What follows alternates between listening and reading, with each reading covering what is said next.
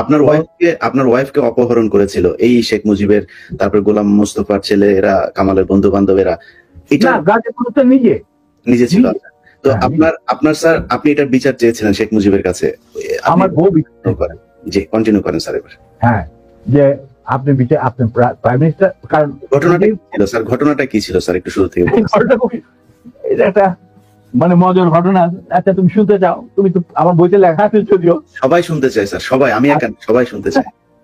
ঘটনাটা হচ্ছে, আমার এক খালাতো বোন, তার নাম তাহমিনা, তার বিয়ে ঠিক করেছিলাম আমি আর নিম্মি কর্নেল রিজার সাথে, যে আমাদেরকে জুনিয়র চাকরি। তার সাথে বিয়ে হবে, অনুষ্ঠান হবে লেডিস ক্লাবে। তো দুপক্ষেই আমাদের পরিচিত, অর্থাৎ আমরা হলাম রায় মিডিয়া। ঠিক আছে। তখন আমরা কি করলাম, সমস্ত অ্যারেঞ্জমেন্ট আমাদের উপরে দায়িত্ব আসলো। তো কাকে রাখি আর কাকে বাদ দিই, এত মানুষের সাথে পরিচিতি।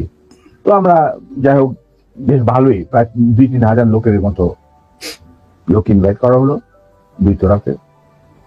চলছে বিয়ের আসো। তখন আমার একমাত্র শালা, যার নাম বাপ্পি, ও ম্যাকগিল ইউনিভার্সিটিতে পড়তো, ওখান থেকে ছুটিতে আসছে দেশে। He was also present in the ceremony. আমি আর নিমিত 2 পক্ষের মানে হোস্ট বলতে পারো, সবাই দেখাশোনা করছি। বাপ্পি বসে আছে ছেলেদের যেখানে বসার জায়গা সেখানে। তখন লম্বা চুলের একটা ফ্যাশন ছিল আর কি, জাস্ট কাম ফ্রম ক্যানাডা, তো লম্বা চুল, বিউটিফুল হেয়ার, আর he was a handsome man. আমার মতো এত খারাপ চেহারার লোক ছিল না। ওটা অনুষ্ঠানের শেষ হওয়ার আগে বলবো স্যার, জি বলেন। আচ্ছা, তারপরে তোমার ও বসেছিল অন্যান্য গেস্টদের সাথে। তার পিছনের রোতে Gazi Golam Mostafa and his wife was also invited in that function from the other side, not from our side, মানে ছেলে পক্ষের। তো গাজী গোলাম মোস্তফার ছেলেরা আর তার সাঙ্গভঙ্গ পিছনের রোতে সিটে বসে। তাদের মধ্যে একটা ছেলে বাপ্পির চুল টান দিল পিছু থেকে। তো বাপ্পির পিছনে, ভদ্র মানুষ, বিদেশে থাকে, বিদেশে বড় হয়েছে, পিছিয়ে গুলো কিছু বলে নাই, সামনে আবার ওরা চুল টান দিল। দ্বিতীয়বার টান দেওয়ার পরে বাপ্পি পিছনে তাকে দেখো যে একটা ছেলে হাত সরিয়ে দিল। তখন বলছে, তুমি চুল টান দিয়েছো? বলছে হ্যাঁ। বলছে কেন? আমরা দেখছিলাম যে এত সুন্দর চুল, এটা কি পরচুলা না আসো? আচ্ছা, চিন্তা করো। সে তখন ইউনিভার্সিটিতে পড়ে, আর এই পুচকে ছেলে তখন মধ্যে স্কুলেও পড়ে না, বা স্কুলে 6-7 ক্লাস হবে। তখন বাপি বলে, বেয়াদব ছেলে, তুমি আর এখানে বসবে না, তুমি অন্য কোথাও গিয়ে বস। ওরা বেরিয়ে চলে গেল। আমরা কিন্তু কিছুই জানি না, মানে আমি আর নিমি এত ব্যস্ত, 2 পক্ষকে দেখাশোনা, খাওয়া দাওয়া চলছে। হঠাৎ দেখলাম 2টা মাইক্রোবাস রেড ক্রসের, আর একটা গাড়ি, গাড়ি সবুজ রঙ গাড়ি, আগে পিছনে 2 মাইক্রোবাস। মাইন্ড ইউ, তখন কিন্তু আমার নিজের personal security guard with wireless মজুদ লেডিস ক্লাবে। আমি কুমিল্লা থেকে আসছি বিয়ের জন্য। তো না, আমাদের গার্ড নিয়ে চলাফেরা, এটা তো আর্মির নিয়মিত, তুমি জানো। আসলো, থামলো, 2টা মাইক্রোবাস থেকে প্রায় 8 জন ট্রেনজারধারী সাদা পোশাক পরা লোক নামলো, আর ফোকসো গাড়ি থেকে নামলো গাজী গোলাম মোস্তফা স্বয়ং। তার স্ত্রী কিন্তু প্রত্যেক মেয়ে মহলে। উনি গাড়ি থেকে নেমেই চিৎকার করতে শুরু করলেন, মেজর ডালিম কোথায়, মেজর ডালিম কোথায়, মেজর ডালিম কোথায়? বহুত বার বাড়ছে, আর সহ্য করা যায় না। আমি অবাক হয়ে গেলাম, এরকম চিৎকার করছি কে? তখন একটা ছেলে এসে, একজন হিওজে ট্যাক্স প্লাটুনের একটা ছেলে, আমার নামটা মনে নাই, এসে বললো যে ভাই, আপনাকে করতে এই চিৎকার করতে গাজী গোলাম মোস্তফা, তার সাথে 8-10 জন ট্রেনজার দাঁড়িয়ে লোক আছে। মাইন্ড ইউ, তখন কিন্তু army was deployed in the whole country to recover illegal arms. আর আমাদের ঢাকা হেডকোয়ার্টার ছিল রেড কোর্ট, আমরাও সেই অপারেশনে যুক্ত ছিলাম। যাই হোক, আমি বাইরে আসলাম, আসে গাড়ি গোলামের সামনে বারান্দাতে। আমি মেজে দাঁড়ি, আপনি আসুন, আপনার বেগম সাহেব তো আছেন ভেতরে, আপনি আসুন, বরবধূকে আপনি দোয়া করে দিন। হারামজাদা বারবার আর্মির আজকে আমি উচিত শিকার দেব। আমি দেখলাম আমার চারদিকে ঠেকাইলেও প্রায় 4-5 জন মানুষ, আর 4-5 জন খালে দাঁড়িয়ে। আমরা এটা কি, আমি একজন ট্রেন মানুষ, আমার স্কট আছে ওখানে প্রায় 4-5 জন, ওয়্যারলেস আছে, I can call anyone any time, MP unit যে ইউনিট দরকার হয়। এই কি অবস্থা, একটা বিয়ে বাড়ির মধ্যে এরকম একটা হুলস্থুল কাণ্ড। আপনি দেখেন কিছুই কি ব্যাপার, কি আপনি আজকে তো উত্তেজিত করেন, আমি তো জানি না যে এর মধ্যে কি ঘটনা ঘটে। ওখানে ওঠ, এ উঠা, মাইক্রোবাইক আমাকে ঠেলতে নিয়ে যাচ্ছে মাইক্রোবাইক। আপনি ব্যাপার কি গাড়িতে, এটা একটা বিয়ে বাড়ি, একটা মেয়ের বিয়ে হচ্ছে, আর আপনি আমাকে বলছেন উঠ, কি আমার কাপড় টাপড় ধরে 4 জন মিলা আমাকে উঠালো। খবর চলে গেল ভিতর অন্য মহলে, নিম্মি আর আমার শাশুড়ি, আমার খালার শাশুড়ি, মানে কন্যার মা, উনি বেরিয়ে আসলেন। ওনারা আসলেন যে কি ব্যাপার, দেখে যেরকম আমাকে ঠেলাঠেলি করে উঠানো হচ্ছে মাইক্রোবাসে। আমি মাইক্রোবাসে উঠলাম, উঠে দেখি চুল্লু আর আলম নামে 2 জন মুক্তিযোদ্ধা, ক্র্যাক প্লাটুনের সদস্য, তারা ছিল আমার ছোট ভাই স্বপনের সাথে, স্বপন বীর দুটো। ওদেরকেও মারতে মারতে মানে রক্ত বের করে ফেলেছে, মুখ দিয়ে রক্ত ঝরছে, আহত অবস্থায় তারাও মাইক্রোবাস।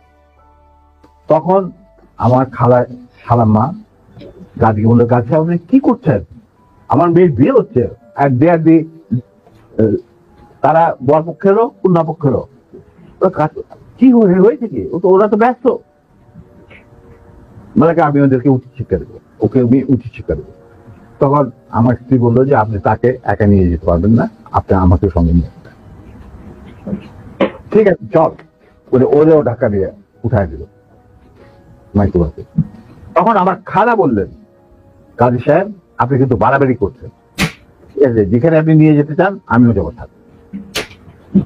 কাজী কি স্যার তখন ঢাকা আওয়ামী লীগের সভাপতি নাকি? তখন সে আওয়ামী লীগের সভাপতি নয়, he was also the chairman of the Red Cross। বুঝতে পারলাম, শেখ মুজিবের সবচেয়ে প্রিয় লোক সে তখন। সে ঢাকার মধ্যে, মানে ঢাকা শহরে সে হলো মুজিবের সবচেয়ে বড় লাঠের সর্দার। অশিক্ষিত মূর্খ মানুষ সাধারণত রেড ক্রসের চেয়ারম্যান হয় না, কিন্তু ওকে বানানো হয় যাতে করে লুটের এই যে রিলিফের মার চুরি চামারি করতে সুবিধা। যাই হোক, সেটা অন্য ব্যাপার। তারপরে আমাদেরকে নিয়ে উনি গাড়ি ঘুরে চললেন প্রথম ফার্ম গেট দিয়ে ভিতরে ঢোকার পরে আমি দেখলাম যে আরে সম্ভাবনা কোথায় চাচ্ছে, লক্ষ্মীবাড়ি ক্যাম্পে নাকি। তখন আমি কি করি, এর মধ্যে আমার খালা আর মিমি নিজেদের শাড়ি ছিঁড়ে চুল্লু আর আলমকে ব্যান্ডেজ করে দিচ্ছে, দিকে দিকে ক্ষত, তার দিকে রক্ত ছিল। আমি হঠাৎ বললাম, গাড়ি থামা driver. In the mean time Swapan Bapi ওরা কিছু গেস্টকে বোধহয় বাড়িতে পৌঁছে দেওয়ার জন্য নিয়ে গেছিল গাড়ি করে, গাড়ি আসছিল না, কিছু ওরা উপস্থিত ছিল না। তো আমি বললাম গাড়ি থামা, ড্রাইভার গাড়ি থামা দিল। আমরা তখন আমার গাড়িতে প্রায় 4 জন ট্রেনধারী লোক, তাদের একজনকে বললাম যে তুমি গিয়ে ওই সামনে যে গাড়ি গোলাম মোস্তফা বসে আছেন, কাজী গোলাম মোস্তফা সাহেবকে বলেন নাই কিনা আসে। Somehow that man with train guard, he got down and went to Gazi. গাজীর তখন স্টপ হয়ে গেছে, যে পিছনে গাড়ি স্টপ হয়ে গেছে। আসে বলছে, ওনাকে বোধহয় বলছে যে আপনাকে ডাকছেন নিজের গাড়ি। গাজী গুলস্তান দরজা খুলে আমাদের মাইক্রোবাসে আসলো। তখন আমি গাড়ি মোস্তফা বললাম যে কাজী সাহেব আপনি তো আমারই নিয়ে চলছেন, কোথায় নিয়ে যাচ্ছেন জানি না, কিন্তু একটা কথা মনে করে রাখেন, আপনাকে মনে করে দিচ্ছে আপনি ভালো, যে আপনি যে আমাদেরকে এই মাইক্রোবাসে রেড ক্রসের মাইক্রোবাসের মধ্যে ঢুকায় নিয়ে আসছেন, এটা কিন্তু হাজার হাজার মানুষ, শয়ে শয়ে মানুষ দেখতে উপস্থিত ছিল। অতএব আপনি কিন্তু আমাদের সাথে যাই করেন আপনি কিন্তু পার পাবেন। এইটা শোনার পর গাজী গেল একটু ঘাবড়ায়, যে তাই তো, আমি যে উঠাই নিয়ে আসছি এটা তো সবাই দেখছে। তখন আমি বললাম যে আপনি যাই করেন, উনি যখন একটু হতভম্ব হয়ে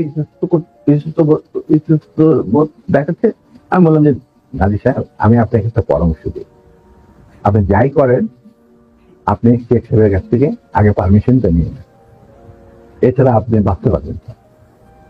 এর মধ্যে আমার ছোট ভাই স্বপন বীর বিক্রম ফেরত আসছে রেডিও ক্লাবে, ফেরত আসছে। ওরা শুনলো যে এই ঘটনা ঘটছে, ওখান থেকে সোজা স্বপন চলে গেল এমপি ইউনিটে, ঢাকা ক্যান্টনমেন্টে। ওখানে গিয়ে বললো যে এরকম অবস্থা, বিয়ে বাড়ি থেকে কিডন্যাপ করে। এই বিয়েতে কিন্তু জিয়া রহমান উপস্থিত ছিল, শফিলিও উপস্থিত ছিল, খালেদ মোশাররফ, মানে সবাই উপস্থিত ছিল। আচ্ছা, তো ওনার তখন চলে গেছে। সেদিন কি ছবি দেখানোর কথা ছিল, সত্যজিৎ রায়ের যদি মহানগর না কি একটা ছবি, তো ওটা দেখার জন্য সবাই চলে গেছে আগে, তাড়াতাড়ি খাওয়া দাওয়া করে। তখন এই খবরটা পাওয়ার পরে the CEO of the MP unit এই খবরটা ব্রিগেড মেস, ইউনিট মেস সবখানে এটা সে জানাই দিল। ইয়াং অফিসাররা লুঙ্গি গেঞ্জি পায়জামা যে যা পরা ছিল সবাই ঢাকা শহরে বেড়ে হয়ে গেছে। তারা খুঁজতে লাগলো যে আমাদের অ্যাবডাক্টেড অফিসার তার ওয়াইফ কোথায়। আর একদল সোলজার এমপি পাঠানো হলো, যারা ওই অবৈধ অস্ত্র কালেকশনে ডিপ্লয় ছিল গাজীর বাড়িতে। গাজীর বাড়িতে যাদের পাইছে সবাই বন্দুকেরা নিয়ে আসছে মজা। আমি কিন্তু এগুলো কিছু জানি না। গাজী তখন আমার কথা শোনার পর ও ওদের কিছু চিন্তা করলো। চিন্তা করার পরে দেখলাম যে উনি লক্ষ্মীবেনের দিকে না গিয়ে 32 নম্বরের দিকে যাচ্ছে কলাবাগানে। আমি বললাম যে আলহামদুলিল্লাহ। তখন 32 নম্বরে গার্ড রেজিমেন্ট ছিল, ফার্স্ট ফিল্ড রেজিমেন্ট, যেটা আমার হাতে করা। তারা গার্ড দিচ্ছিল প্রাইম মিনিস্টারের বাড়ি, আমার জানা আছে। তো গাড়ি চললো, আমরা পিছনে চললাম আবার কাফেলাকে গাজী 32 নম্বরের গেটের ভিতরে ঢুকতে না দিয়ে বাইরে খাড়া করায়, টপ করা পর গাজী তার গাড়ি নিয়ে ভিতরে চলে। আমরা ওখানে থাকলাম। ইতিমধ্যে যখন এরকম সারা আর্মি ডিপ্লয়মেন্ট যারা ডিপ্লয় ছিল তারা যখন গাড়ির পরিবার ধরে নিয়ে আসছে, আর সবখানে ব্যারিকেড দিয়ে চেক করা হচ্ছে প্রত্যেকটা গাড়ি যে আমাদের মিসিং অফিসার তার কি কোথায় আছে কিনা, যাতে ঢাকার বাইরে না যেতে পারে। এই হুলস্থুল চলছে। আমাদের তখন রেসকোর্সের কমান্ডার ছিলেন major movement, CO first lancer. তো উনি মেজর মুভমেন্ট ছিলেন অপারেশন ইনচার্জ, পরে লেফটেন্যান্ট কর্নেল। আচ্ছা, যাই হোক, তখন আমরা বললাম যে গাড়ির ভিতরে গেল কি বলবে। ঠিক সেই সময় দেখলাম একটা সাদা টয়টা গাড়ি আসলো, ড্রাইভিং সিটে বসে স্বপন, পাশে বসে আমার বোনের জামাই লিটু, আবুল খায়ের লিটু, যে নাকি বেঙ্গল গ্রুপের মালিক, বিরাট ধনী ব্যবসায়ী। ওই সালমান রহমান তোমানের সাথে সবাই একটা। যাই হোক, ওরা দুজন, আর এসপি মাহবুব সঙ্গে। এসপি মাহবুব